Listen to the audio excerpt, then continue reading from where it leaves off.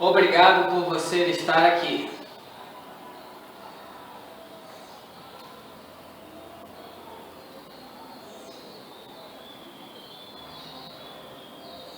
Hoje, na Primeira Igreja Batista na Praia de Ramos, a gente vai estudar na Escola Bíblica Discipuladora a lição de número 8 da revista Atitude, nesse terceiro trimestre vigente.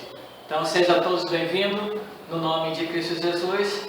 Pegue a sua Bíblia aí, pegue a sua revista e acompanhe esse estudo de hoje, falando do nosso conhecido e célebre Daniel. Vamos orar nesse instante e a gente vai dar continuidade a esse estudo dessa manhã aqui na Igreja Batista, na Praia de Ramos. Vamos orar. Deus, oramos ao Senhor nesse instante, agradecido por essa semana, agradecido pela vida, salvação em Cristo Jesus. No nome dele, a tua igreja se reúne, a tua igreja se levanta, a sua igreja vence através das ações rotineiras e contínuas aqui na terra. Muito obrigado por esse domingo, que esse domingo seja um domingo do Senhor na nossa vida, na vida de cada um. A todos os alunos que estão ligados a Deus no estudo de hoje, sejam continuamente abençoados pelo Senhor, assim como o Senhor já fez ao longo desse tempo. Que a gente aprenda mais um pouco da tua palavra através do teu servo Daniel no estudo de hoje. Todos os professores, todos os alunos, ajudantes e colaboradores sejam ricamente abençoados pelo Senhor. No nome de Cristo Jesus. Amém. Revista Atitude. A revista que nós estamos estudando é essa.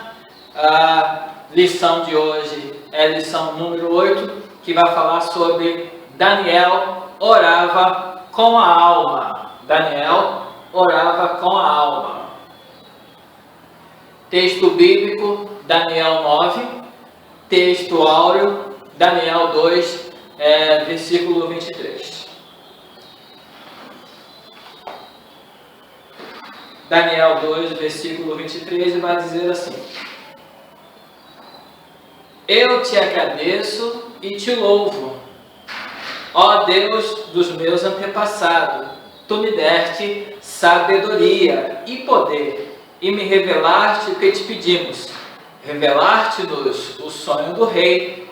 Daniel interpreta o sonho assim, o Daniel capítulo 2, versículo 23. No estudo de hoje, nós estaremos vendo e relembrando. Quem não conhece Daniel vai estar conhecendo um pouco dele. A gente vai identificar que Daniel era um homem de oração. Esse é um dos tópicos que a gente aprende nessa lição de hoje. O segundo é identificar na vida de Daniel princípios para uma vida de contínua oração. Terceira, perceber a diferença de uma vida de oração na realidade vivencial dos crentes. Então são esses três tópicos que a gente vai estar lidando no dia de hoje. Reconhecer o personagem Daniel como um homem de oração, identificar na vida de Daniel princípios para uma vida de contínua oração, perceber a diferença de uma vida de oração na realidade vivencial dos crentes. Vamos lá. Pegue a sua revista aí, acompanhe comigo essa leitura, esse compartilhamento nesse dia, nessa manhã de domingo. O livro de Daniel nos conforta com orações.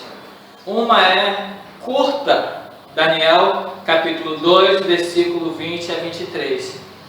E a outra é longa, Daniel 9. Uma é de louvor e a outra pede perdão. Com Daniel, aprendemos que devemos orar por nossa sociedade. Nossa oração não se baseia em nossa bondade, mas na bondade de Deus. Lançamos as nossas súplicas diante de ti, não porque confiamos em nossas justiças, mas porque confiamos em tuas muitas misericórdias. Versículo 18 de Daniel, capítulo 2. A oração é a primeira atitude, não é a única, mas a primeira. Com ela, dizemos que confiamos em Deus para, entre tantas coisas, nos ajudar a viver e entender o que precisamos fazer.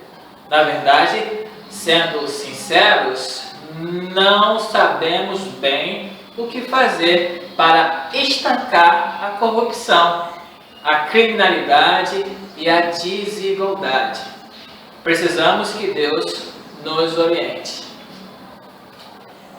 Página 48, comentários comentando o texto bíblico na revista Atitude, que tem o título O que a Bíblia diz sobre a oração. Falando um pouco sobre Daniel, sobre esse personagem marcante e super importante para todos que fazem parte direta e indiretamente das ministrações. O que a gente aprende e que a gente vê na vida de Daniel, né? Um dos profetas maiores e consideráveis personagem dentro da Bíblia, né? Daniel era um homem de oração. Daniel capítulo 6, capítulo 10, capítulo 11.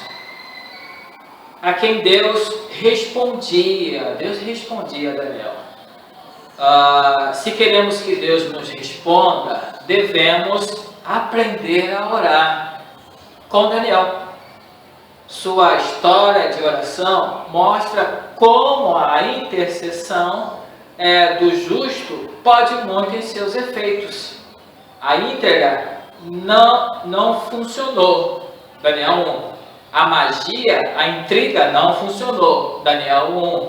A magia dos outros foi moralizada. Daniel capítulo 2. A fornalha não torrou o corpo dos seus 3 amigos. Daniel capítulo 3. O rei foi humilhado.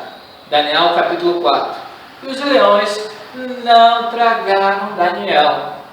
A oração do capítulo 9 nos ajuda a entender o sentido das coisas que nos ocorrem. No caso do povo de Israel, sua desolação decorria do seu próprio pecado. No nosso caso, também a maioria dos nossos problemas decorre dos nossos próprios erros. Erros que nos impedem de ouvir a sábia voz de Deus. Mas o perceberemos se orarmos ao Senhor, como Daniel orou, com louvor, com confissão e súplica. Com louvor, confissão e súplica, essa é a ideia, a proposta que Daniel nos ensina como um homem de oração. Orar com louvor, confissão e com súplica. Nossos problemas podem decorrer dos erros dos outros e nem sempre percebemos isso, o que nos leva a carregar culpa que não temos. No entanto, se orarmos, Deus nos fará perceber a fim de que vivamos de modo que esses erros e problemas não nos afastem dele. A ideia e a proposta é essa: reconhecer que os erros eles existem, podem vir de nós, podem vir dos outros, mas a ideia e a proposta é que esses erros, problemas e situações não nos afastem de Deus. Isso não deve ser o objetivo. Não é porque eu erro, peco, falho, as pessoas ao meu redor fazem as mesmas coisas.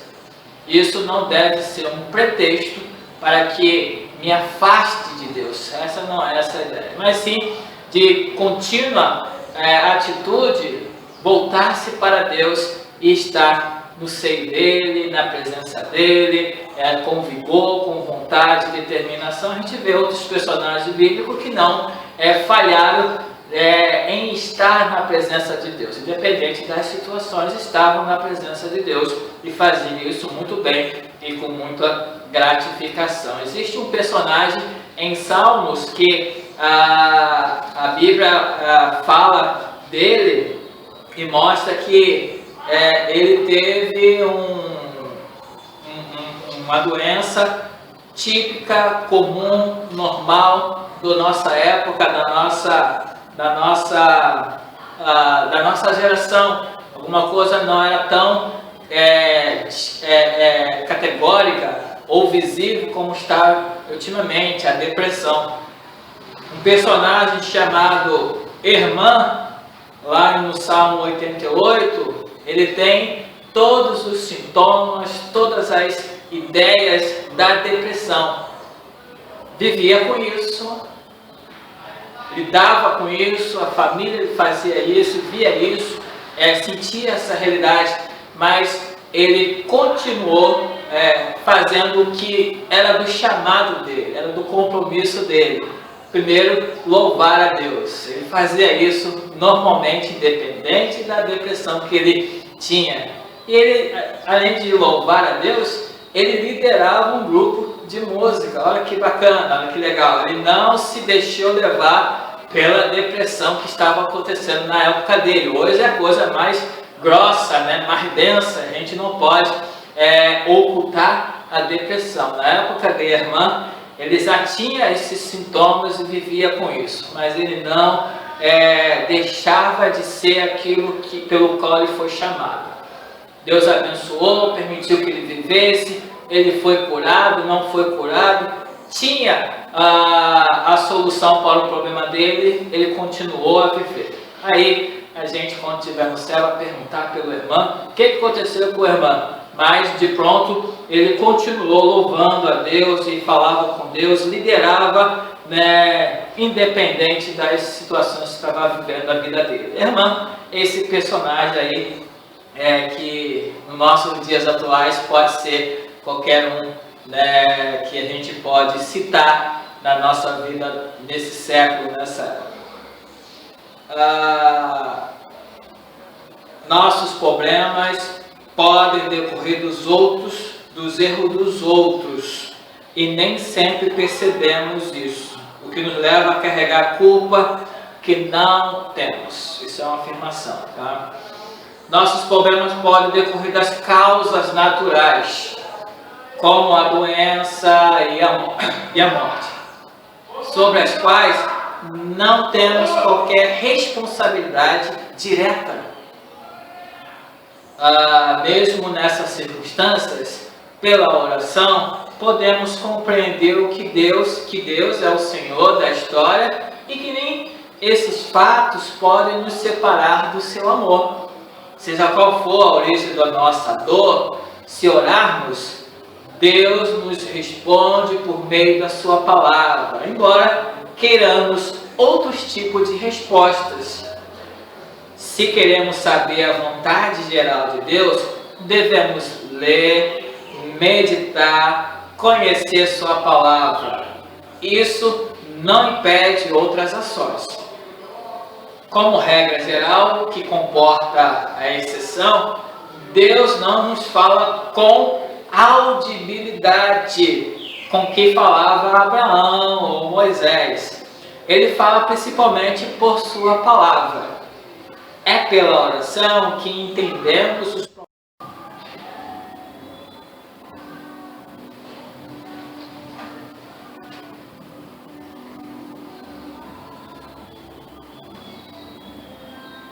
Seja qual for a origem da dor, se orarmos, Deus nos responde por meio da sua palavra. Isso é uma confirmação dele, isso é a resposta dele. É pela oração que entendemos os propósitos de Deus. Se queremos compreender quais são, temos que orar. Orar como Daniel, voltando-nos para Ele e somente para Ele, com dependência e insistência. Devemos nos lembrar que Deus nos responde em decorrência da sua misericórdia. Não é uma obrigação dele, mas uma consequência do seu amor para conosco. Em outras palavras, Deus nos responde porque Ele nos estima. A maravilha, né? Maior do que essa, tem alguma coisa melhor do que isso, de que o próprio Deus, sendo tão grandioso, tem a gente, seres humanos, como autoestima, né? E grande estima, responde não porque é a sua obrigação, mas a sua infinita misericórdia faz isso, e o seu amor para conosco nos faz essa maravilha de ser respondida por Ele, né? Ouvir a nossa oração, Deus faz isso muito bem. Ainda um aspecto valioso na experiência de Daniel, que torna inesquecível quando Deus veio ao encontro de Daniel. Ele o tocou. Ele o tocou numa hora certa. A oração é uma experiência forte em nossa vida. Por essa razão, a resposta de Deus nos orienta para a vida. Ao nos responder, Deus sabe para onde a história está indo. Ele sabe para onde estamos indo. Não se trata aqui em um elogio à conformação. Antes, temos que lutar para transformar nosso presente e desenhar o nosso futuro. Temos, no entanto, de manter com óbvia humildade que não podemos prever esse futuro, cujo conhecimento pertence exclusivamente a Deus. Nossa tarefa é trabalhar e esperar descansar. Binômio da difícil prática. Nesse sentido, a resposta de Deus é uma experiência misteriosa para que mantenhamos nossa confiança nele. Ela, por vezes, contém algo de obscuro, como o sentido destas 70 semanas que tem desafiado os cristãos ao longo dos tempos. Entendendo ou não, cabe-nos confiar no amor de Deus e aceitar sua fraterna soberania na nossa vida. A gente tem que se dobrar a essa soberania de forma que é um reconhecimento nosso daquilo que Deus é na nossa vida. A gente não deve meter os pés pela cabeça, a gente não pode dar os passos maiores do que a perna e nem fazer nada que seja fora do alcance da vontade de Deus, mas sempre andar de acordo com aquilo que Deus determina para a nossa vida. A gente não pode ultrapassar a vontade de Deus na nossa vida. A gente deve realmente ter essa convicção, que é o que Daniel sempre nos ensina, e os demais profetas, homens e mulheres, dependência de Deus. Não tem como a gente viver independente de Deus. Se a gente sabe que Ele é grandioso, majestoso, tem todo o domínio, a gente deve depender dele para sempre. Entendendo ou não, cabe-nos confiar no amor de Deus e aceitar sua fraterna sabedoria. Daniel olha para a sua cidade e para a sua nação e cora de vergonha.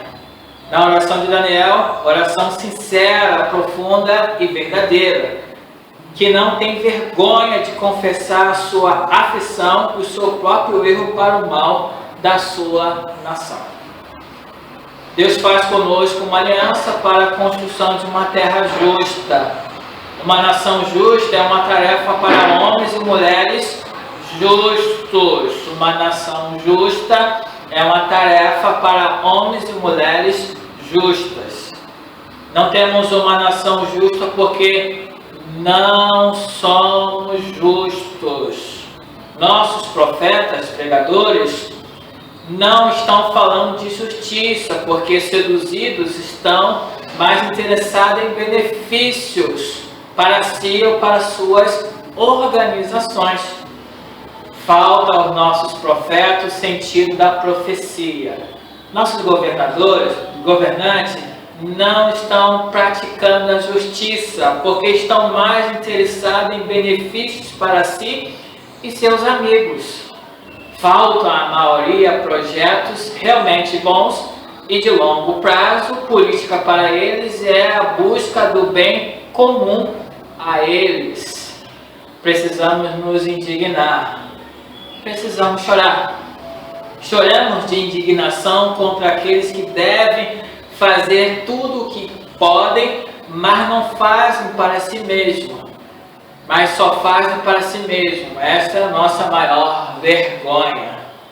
Choramos de indignação contra aqueles que levantam bandeiras, mas seus mastros estão furados, embora envernizados. São bandeiras, mas bandeiras sem mãos limpas, que as levantem. Esta é a nossa maior decepção. Nesse sentido, precisamos ouvir de novo o discurso de Jesus, quando chamou algumas pessoas de sepulcros pintados de branco. Mateus 23, 27 e 28. Mateus capítulo 23, versículo 27 e 28. Choramos de indignação contra aqueles que não investem em educação, deixando as crianças em lugar de fazerem vir como manda Jesus Cristo, o que determina a Constituição em vigor e que ainda não conseguiram mudar. Este é nossa maior estupidez. Choramos de indignação contra aqueles que não veem os corpos brasileiros estendidos nos corredores das emergências dos hospitais públicos, no cenário típico livro bíblico das Lamentações. Este é o nosso maior crime. Choremos de indignação contra aqueles que cortam aos jovens o direito de sonhar, por isso faltarem oportunidade para pôr em prática o que aprenderam. Este é o nosso maior equívoco. Precisamos todos nos arrepender. Daniel nunca excluiu. Ele conclama povo, profetas e políticos ao arrependimento, começando por ele mesmo. Precisamos nos envergonhar da nação que somos. Precisamos nos envergonhar de como votamos e como acompanhamos os homens e mulheres que elegemos. Precisamos nos envergonhar dos deveres que não cumprimos, embora critiquemos a mesma atitude nos outros. Precisamos nos envergonhar do desvio de tentarmos cometer ao acusarmos os outros, para que não tenhamos nós mesmos que pedir perdão. Denunciar não pode ser apenas um espetáculo. Precisamos nos envergonhar do nosso presente. Precisamos nos envergonhar do nosso passado. Nosso pecado é local e nacional. É local e nacional. Sistêmico e endêmico. Entre nós, a corrupção, por exemplo, é pandêmica.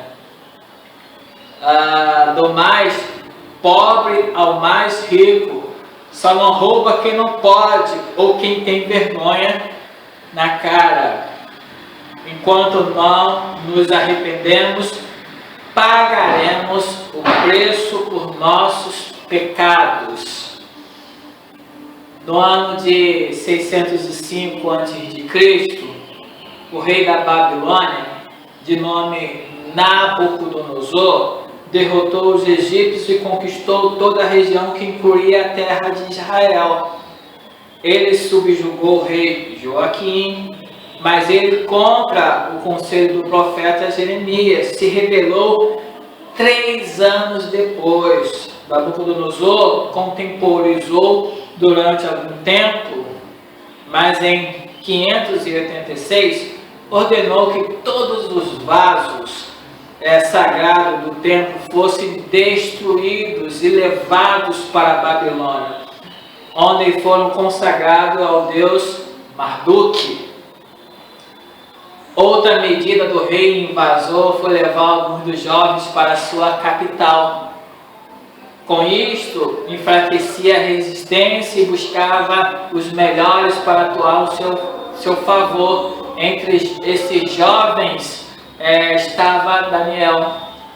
O rei tinha seus conselheiros, a quem cabia, por exemplo, interpretar os seus sonhos. Era assim na antiguidade.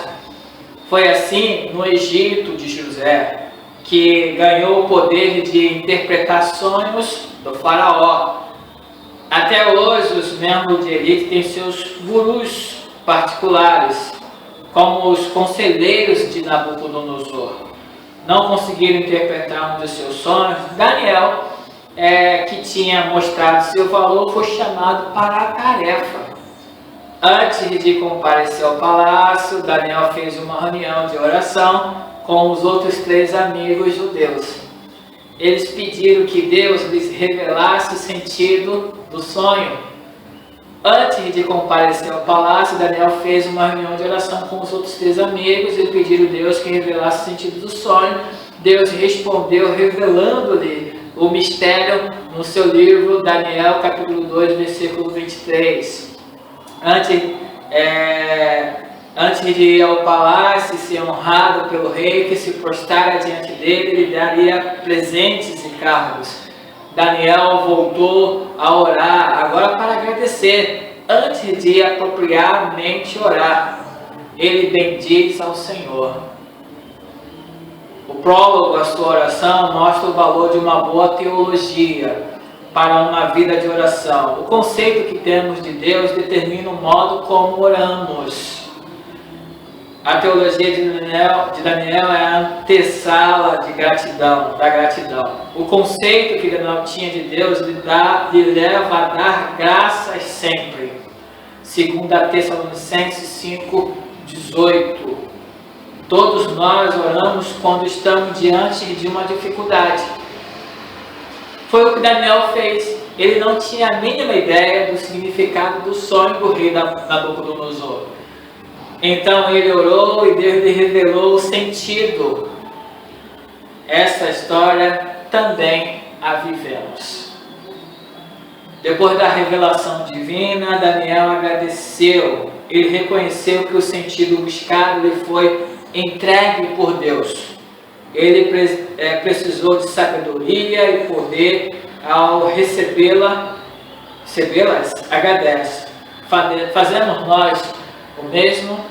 Então, o que a gente deve e pode aprender com a vida do nosso conhecido Daniel? É uma vida, de fato, de uma oração contínua com Deus, ser justo e ser sincero, reconhecer os atos de Deus em primeiro lugar, os nossos atos, e sempre dar graças a quem dá liberalmente aos povos, às pessoas.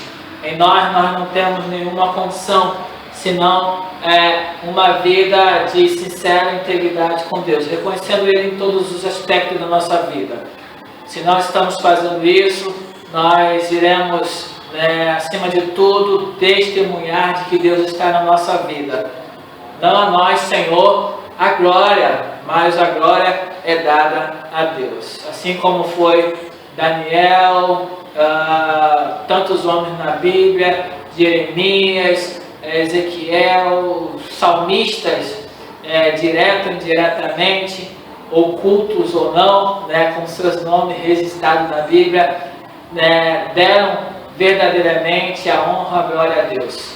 Se estamos fazendo isso nesse século, nessa época, devemos fazer isso continuamente, com sinceridade, para agradar a Deus. Aquilo que Deus abrir as portas para nós, a gente vai reconhecer através da oração, através desse contato para com Deus. Se eu e você estamos fazendo isso, naturalmente veremos a resposta de Deus para a nossa vida. A gente não deve se limitar às orações pedintes, de querer que Deus dê aquilo que sempre desejamos, mas a gente deve se deter em louvar e engrandecer a Deus em todos os sentidos, reconhecer que a nossa pequenez, a nossa significância e depender dele em todas as situações. Se ele, na sua infinita misericórdia, nos reconhecer e nos dar aquilo que precisamos, isso já nos basta, porque aquilo que nós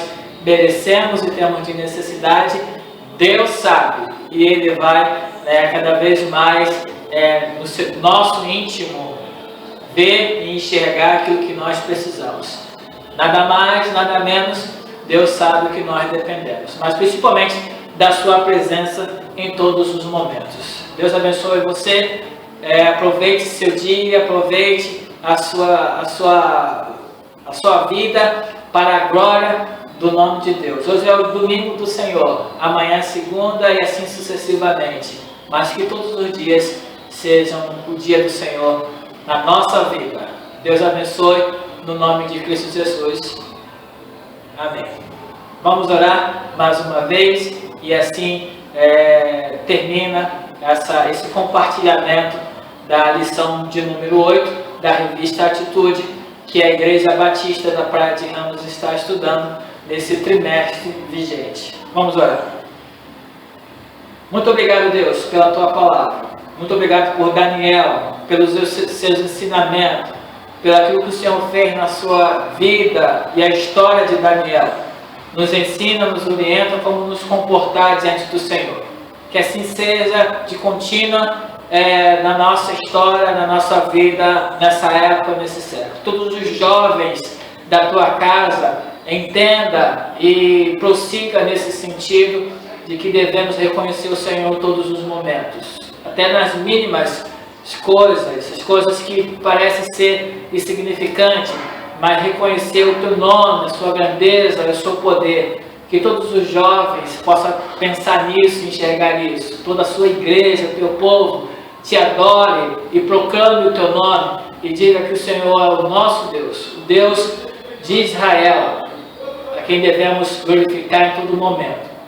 E aquilo que o Senhor nos der, nós receberemos de bom grado e entendemos que é a sua vontade para a nossa vida. No nome de Cristo Jesus, que o Senhor opere mais uma vez na vida do povo brasileiro. Toda e qualquer situação negativa, que no nome de Cristo Jesus, o Senhor venha mais uma vez a falar e mostrar que existem erros e esses erros precisam ser consertados. Injustiças, ó Deus, e corrupção caiam por terra. Que os homens justos e de bom coração assumam e conduzam o Brasil.